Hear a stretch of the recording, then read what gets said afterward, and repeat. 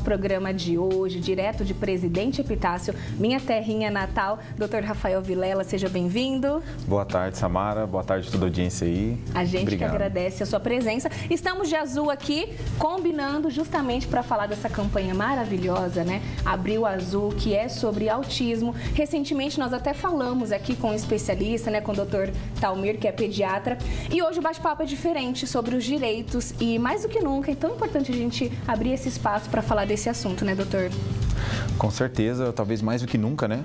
E aproveitando esse mês para levar esse tipo de informação e conscientização aí sobre os direitos da criança com autismo e também para seus familiares, né? Com certeza, tenho certeza que muita gente vai se identificar e vai ser uma utilidade pública mesmo, né? Porque muita gente não sabe quais direitos tem, às vezes está passando por alguma dificuldade, né? E hoje a gente vai abordar várias áreas aqui, a área da educação, a área da saúde, a área do trabalho, direito da família. Então, se você tem alguma criança autista aí na sua família, né, ou conhece alguém, você não pode perder, né? E antes da gente começar aqui nosso bate-papo, você juntamente com outros profissionais, vocês têm um projeto, né? Um simpósio, explica pra gente. Até falei recentemente, eu acho. Sim, você falou sobre a agenda cultural aqui no último programa. E a gente tem sim um projeto que tem ganhado tamanho, né? É o terceiro ano consecutivo que a gente tem trabalhado. Já? Que legal. Nos 2 primeiros anos foi uma junção de amigos, profissionais que queriam doar informação em relação a isso, e a gente começou a se reunir. E há 2 anos atrás a gente se reunia fazendo uma manhã. O primeiro evento foi à noite, o segundo foi de manhã, e nos 2 teve uma demanda. O pessoal queria mais informação porque era muito curto, né, para aproveitar. E aí o pessoal, não, a gente quer mais. Aí a gente entrou agora esse último ano, agora nesse ano, 2 semanas atrás, nós fizemos aí o primeiro simpósio de autismo em Presidente Epitácio. Muito bacana. E uma equipe multidisciplinar, né? Tem nutricionista, psiquiatra, advogado, né? O que mais? Neuropediatra, psicólogos, terapeutas ocupacionais. Ao todo foram 12 profissionais que disponibilizaram de maneira gratuita o seu tempo para poder palestrar lá. Ótimo, bom demais. Agora sim, começando o nosso bate-papo, primeiro eu quero falar aqui com vocês, primeira telinha aqui pra gente, a gente vai falar sobre direitos na área da saúde, porque eu tenho certeza, né, que você aí de casa, você que tem alguém com autismo na família, né, ou então muitas mães que estão assistindo a gente, é uma luta diária, né, doutor? Quando a gente fala de direitos da saúde, o que a gente pode ressaltar para o público de casa? Bom, a gente sabe que seguramente é uma novidade para a família que acaba tendo um filho e muitas vezes pego de surpresa com esse diagnóstico, né? E isso muda completamente a forma da família lidar. Então, rotina, né? Sim, rotina, e uma coisa que eu diria talvez seja muito importante é a questão da organização financeira. Olha. Acho que ter um filho por si só já demanda uma organização financeira um pouco maior. E quando se depara, né, com esse tipo de cenário, a gente percebe que é um pouco maior isso, um pouco mais importante. Perfeito. E a família que muitas vezes, né, não tem condições, de que maneira ela está amparada pela lei, né? Quais os direitos na área da saúde? Os direitos são vários, né? Acho que, para começar do início, a primeira situação é que a família começa a ter alguns sinais, ela começa a verificar e ela começa a demandar uma necessidade de como que eu faço para saber se é ou não é. Então, a primeira questão é diagnosticar. E o diagnóstico para o autismo ele é um pouco específico porque ele não é um exame que se faz, como várias outras situações. Nesse caso, para o autismo, ele é um exame clínico multidisciplinar. Então, por vários profissionais são passados até que se feche, né? Como o termo que se usa, fechar o laudo. E a família tem direito gratuitamente? Tem o direito gratuitamente a ter acesso a esse diagnóstico, né? Aos profissionais dessa área para poder avaliar. E acredito que além do gratuito, né? Acho que muita gente às vezes fica na dúvida na questão do plano de saúde, né? Até onde pode ir. E eles também estão amparados nessa questão do plano de saúde? Sim, do plano de saúde é um pouco mais tranquilo, porque a parte de diagnóstico eles demandam ali os profissionais que já estão cadastrados e eles conseguem ter esse acesso. Talvez o grande ponto, referente tanto às pessoas que se utilizam do serviço público de saúde, quanto aqueles que usam do plano de saúde, é como que a gente faz depois de diagnosticado para fazer o tratamento. Ah, perfeito. No sistema de saúde pública, a gente tem esse direito e no plano de saúde também. Agora, um dos pontos talvez seja importante é como fazer isso, já que no plano de saúde, às vezes eles limitam muito a situação de onde tem os profissionais que sejam cadastrados dentro do plano. Às vezes você mora numa cidade, vou dar um exemplo próximo aqui da nossa região, às vezes o pessoal mora em Presidente Epitácio, Presidente Venceslau, e de repente o atendimento é em Presidente Prudente. Então tem muito disso também, né? Às vezes na cidade que você mora não tem, aí você tem que ir em busca, né, em outra cidade, e de alguma maneira eles estão amparados, seja por transporte público ou alguma outra questão. Eles têm o direito ao transporte público, mas um ponto que é importante é que quando a gente fala de autismo, a gente fala de questões sensoriais que são muito sensíveis. Então, o transporte para uma pessoa comum, vamos dizer assim, né, é uma coisa tranquila. Agora, para uma criança com autismo, que tem as questões sensoriais que ainda estão em descobrimento, a viagem é uma situação bastante complexa e muito acaba judiando, né, da criança. É verdade. Então, é importante que esse tratamento seja o mais próximo, né? O que aconteceu, que antigamente era feito, os planos de saúde só faziam a cobertura onde tinham profissionais cadastrados. Entendi. Usando o teu exemplo aí, né? Pessoas familiares de Epitácio, que não tinham profissional, como a gente não tem poucos, aliás, não temos profissionais cadastrados nos planos de saúde em Epitácio. As pessoas tinham que se dirigir até Presidente Prudente, a cidade mais próxima, para fazer o tratamento. E os tribunais têm decidido recentemente que agora o tratamento não precisa ser em alguém especificamente do plano, mas eles estão obrigando que os planos façam a cobertura, o reembolso, né, integral, para que o tratamento seja feito próximo à residência da criança com autismo. Olha, ótima notícia. E quando essa família, de repente, né, ela se depara com algum obstáculo na área da saúde, ela pode, de repente, recorrer à ajuda de um profissional, alguém da área do direito, de forma gratuita também? Sim, é importante falar isso, né? Porque esse é um direito que está disponível para todas as pessoas, né?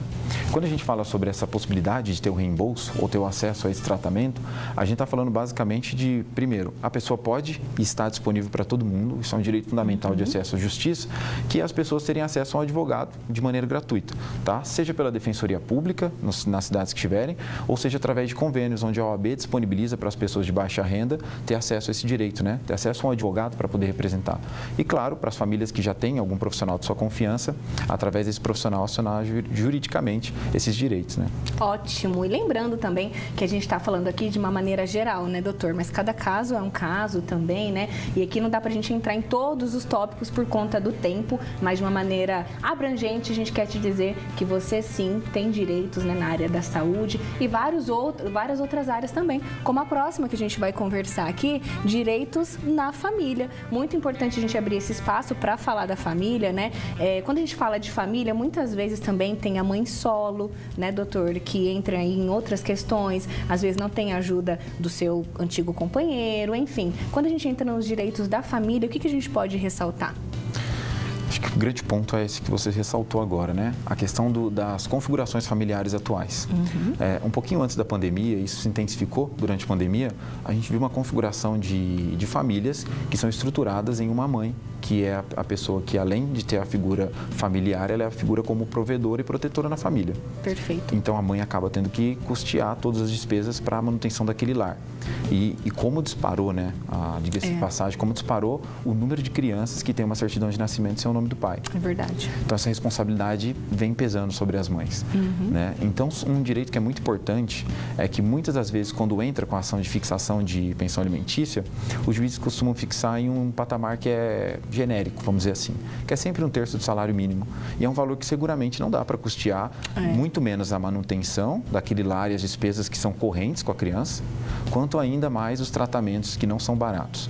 E uma coisa que é importante nisso, que dentro da fixação, quando a mãe faz esse diagnóstico e tem os laudos, tem as notas ali daqueles custos que ela tem com a criança, com o tratamento, ela pode juntar isso para que, além do valor que é fixado em relação à pensão, para que seja somado também uma participação, metade, né? Para que seja somado a questão de fixação de pensão alimentícia, os valores com tratamento. Informação muito importante, né? Porque às vezes a mãe acha, né, que não, tenho isso aqui de pensão, tal, então se limita àquilo. Não, então, olha, você pode ainda juntar tudo, né? O que você vem, enfim, gastando e recorrer a isso, né, doutor? E quando, de repente, o ex-companheiro dessa pessoa, ele não tem um emprego, não tem uma renda, a família tem que tomar a frente ou não? Como funciona nesses casos? Porque às vezes a mãe fica preocupada, olha, ele não tem um emprego fixo, não tem uma renda.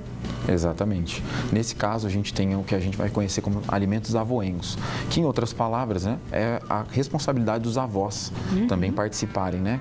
Como assim, participando da responsabilidade que o filho não tem condições de arcar, os avós entram para poder participar disso. Então, existe essa possibilidade, sim, de recorrer aos familiares para nas mesmas hipóteses, também auxiliar a criança. Lembrando que alimentos, né, a fixação de pensão alimentícia, não é um direito da mãe, é um direito da criança. Sim, exatamente. Perfeito, né? E a gente está falando também, nesse caso, a gente está falando de criança autista, mas vale para todas as crianças também, né, doutor? Sem dúvida. E quando a gente fala de direito na família, né, voltado aí para as crianças com autismo, o que mais a gente poderia ressaltar? Uma coisa que é importante, dentro do cenário de uma criança autista, não é incomum que hajam as questões de crises. Então, a criança tem uma dificuldade de adaptação com novos ambientes. Então, a gente vai perceber que essa questão de levar para cá e para lá, né? a gente vai ver que isso tem um reflexo muito importante no que diz respeito à fixação da questão do que é comumente dito como visita. Olha só. Eu costumo dizer que não existe direito de visita dentro do direito de família, né? Visita, você visita lugares e pessoas que estão em regime carcerário. Com criança, verdade. você precisa construir laços afetivos, você precisa construir convivência.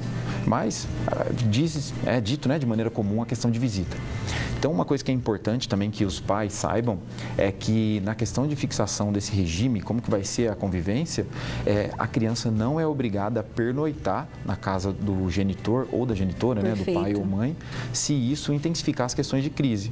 Porque o que vale, né, quando a gente vai falar sobre direitos da criança, é o melhor interesse do menor, é o melhor interesse da criança. Perfeito. Então, se aquilo, por mais que seja interessante o pai ou a mãe queira, mas aquilo não faz bem para ele, aquilo, muitos juízes têm decidido sobre impedir que haja pernoite para não intensificar as crises. Olha, muito importante a gente ressaltar isso, até para não, porventura, né, não ter consequências para a criança. Nosso bate-papo está só começando, tá? Se você tem alguma dúvida, pode participar também, né? E no próximo bloco vamos falar de direito no trabalho, direito também na educação. A gente vai entrar num tema muito importante, a questão, né, da educação, né, doutor? Será que as escolas estão preparadas, né? Será que os profissionais estão preparados? Isso e muito mais daqui a pouquinho, tá bom? Não sai daí, o Band Mulher tá só começando. No Band Mulher de hoje, quarta-feira, estamos de azul, doutor Rafael Vilela e eu, veio direto de Presidente Epitácio para falar um pouquinho com a gente sobre os direitos da criança autista e o direito também da mãe, o direito da família, né? Enfim, já falamos aí no bloco anterior sobre os direitos na saúde, os direitos também da família e agora a gente vai entrar num tema muito importante que, assim, acho que é também de muita importância, até de dúvidas de todo mundo, né? Não só a mãe, a família, mas quem está ao redor também, né, doutor? De como agir, de como, de repente, poder ajudar essa família. A questão do direito na educação, né? E aí a gente tem várias ressalvas. Por onde o senhor quer começar? Acho que do básico, né? O acesso à educação. Perfeito. Ótimo. Quando a gente fala de acesso à educação, como estamos hoje relacionado à criança autista? A gente precisa observar a situação que a gente ainda está avançando.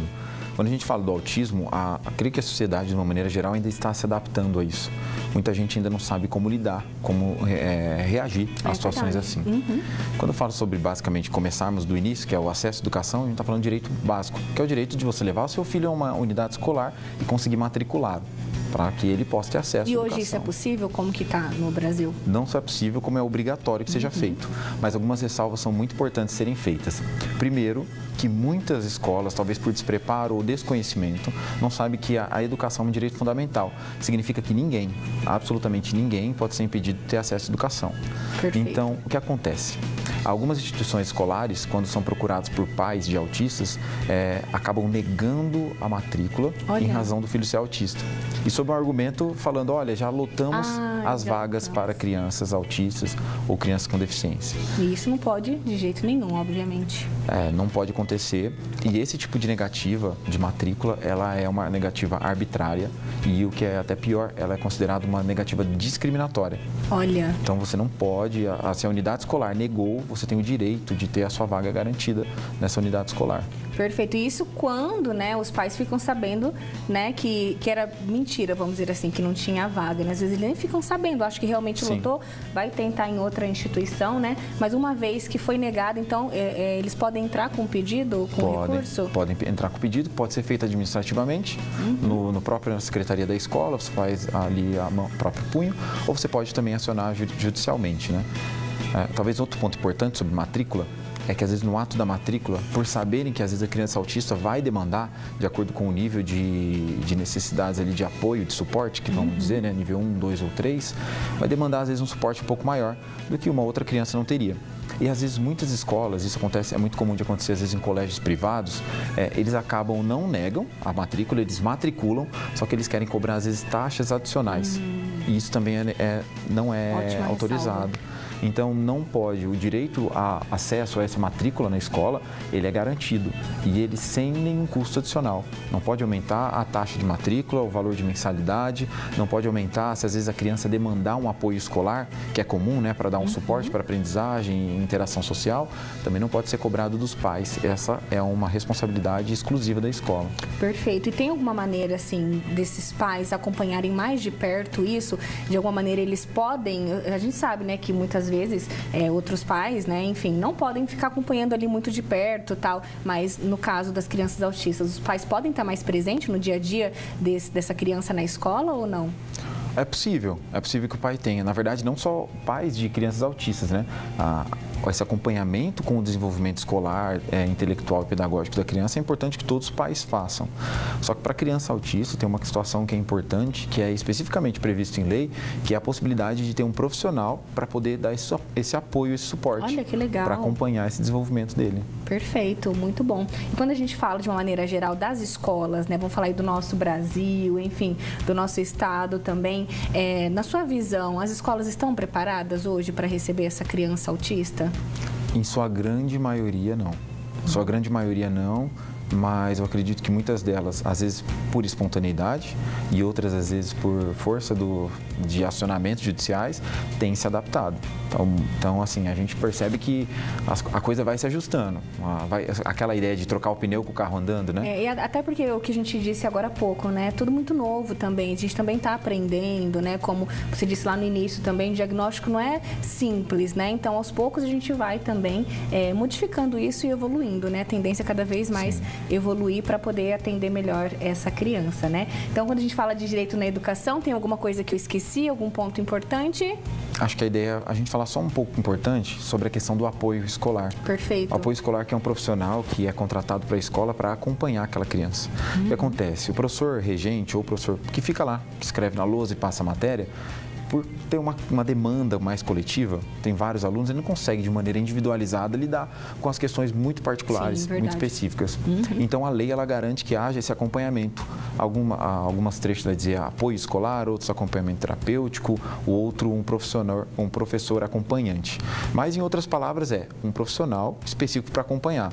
E é interessante porque não é simplesmente o acompanhamento do desenvolvimento pedagógico, do aprendizado. Aquele profissional vai estar ali do lado e vai acompanhar, vai basicamente interpretar aquilo que o professor está dizendo na sala de aula, trazer para a linguagem, adaptar. E isso é uma coisa que está chamado como plano individualizado de ensino. Que legal, olha quanta informação, quanta utilidade pública mesmo, né, a gente está trazendo aqui hoje. Tenho certeza aí que as mamães, os papais que estão assistindo, né, e tem uma criança autista em casa, tá assim, na verdade, tendo uma aula também do que fazer, né, doutor? Que muitas vezes, como a gente disse, né, às vezes a gente nem sabe que a gente tem esse direito, né, que a gente pode, de repente, instruir também. Se você conhece alguém, você pode ajudar essa pessoa, né? Olha, eu assisti lá no Band Mulher e você sabia disso, né? Você sabia daquilo. E você acha que os pais hoje também, eles estão muito mais, assim, buscando também esse tipo de informação, né? Buscando entender e buscando saber o que eles podem fazer, né? Eles estão mais indo por esse lado também, de buscar informação? Seguramente, né? Eles têm percebido que a coisa tem ficado um pouco difícil e eles têm procurado esse suporte. É importante porque às vezes tem muita gente que acaba acompanhando, né? E às vezes, mas eu não tenho filho, eu não tenho parente, eu não tenho nenhum tipo de ligação. Mas é importante que talvez alguém muito próximo de você hoje esteja precisando e esteja completamente perdido a respeito disso. Então, acho que esse ambiente de informação, ele tem essa utilidade não especificamente para quem é autista ou para quem tem familiar. É verdade. Mas sobretudo para nós que somos... Para toda a sociedade, né? Exatamente. Um espaço que a gente sempre faz questão de abrir aqui. Agora, rapidinho, para a gente encerrar, direitos no trabalho. Acho que vai envolver muitas dúvidas, inclusive daquela pessoa que trabalha, tem uma criança autista em casa. Então, às vezes meu chefe não entende, meu chefe não libera, tal. Então, quando a gente fala de direitos no trabalho, o que a gente pode estar destacando? Primeiro, essa adaptação, né? A gente sabe que a criança autista, ela demanda muitas terapias, um acompanhamento médico mais específico e necessita claramente de que os pais acompanhem. E o que é comum de acontecer é que dentro do horário comercial, a criança precisa para terapia, mas os pais estão ali no trabalho. Olha. Então, existe um direito que é resguardado, que é o direito de redução da jornada de trabalho. Em outras palavras, é o pai sair um pouco mais cedo do trabalho, com duas situações. Primeiro, esse tempo mais cedo não junta em banco de horas, então o pai não vai ter que cumprir em outro horário. Ótimo. E segunda situação, o pai também não pode ter, os pais não terão diminuição da questão dos pagamentos. A remuneração deles mantém a mesma. Então, olha, papais, mamães, é direito de vocês sim, tá bom? E sem ser descontado nada. Muito importante essa informação. E além disso, que a gente poderia ressaltar? A gente falou no começo, né, sobre a demanda de reorganização da questão financeira. E é muito comum que os pais tenham que já providenciar imediatamente que quanto mais cedo você começa o tratamento, mais cedo, com mais intensidade, com melhor qualidade, você consegue retardar as situações dos efeitos, né, que tem na questão de interação, as questões das terapias. Então, a importância das terapias são importantes que quanto mais rápidos eles entrarem, mais rápido você consegue manter o desenvolvimento, né, e intensificar. E às vezes, quando os pais são pegos de surpresa, eles não têm essa reserva financeira. Recurso, né? E os tribunais têm decidido recentemente também a possibilidade do saque do FGTS para que seja custeado a questão dos tratamentos, das terapias, né? Então, basta demonstrar o pedido médico, né? E você pode fazer isso daí judicialmente, requerer o saque do seu FGTS para custear essas terapias. Quanta informação rica aqui pra gente nesse conteúdo. Como eu disse, né? Não vai dar para entrar em todos os detalhes, né? Mas tenho certeza que se vocês mandarem aí a sua dúvida pro Dr. Rafael lá no Instagram, né, doutor? Eu vou deixar aqui na tela pro pessoal. Não vai dar tempo também de eu responder as perguntinhas de vocês, mas qualquer dúvida pode entrar lá e conversar direto com o doutor, né, doutor? Com certeza. Mais alguma informação a acrescentar? Acredito que seja isso, né? Bem completo. A gente falou um pouquinho aí de cada área. Se você perdeu o início do nosso bate-papo, é só entrar no canal da TV Band Paulista e reassistir lá, tá bom? Fica todo o nosso bate-papo tá lá disponível para vocês, tá? Beijo para presidente Epitácio e até a próxima. Muito obrigada também por ter, né, vindo aqui conversar direto com o papai e com a mamãe que tá passando aí por esse momento de adaptação, né? E lembrando mais uma vez que estamos em plena campanha Abril Azul, que aí a gente tá falando sobre autismo. Inclusive, estamos de azul aqui combinando. Obrigada, até a próxima, viu? Obrigado, que agradeço.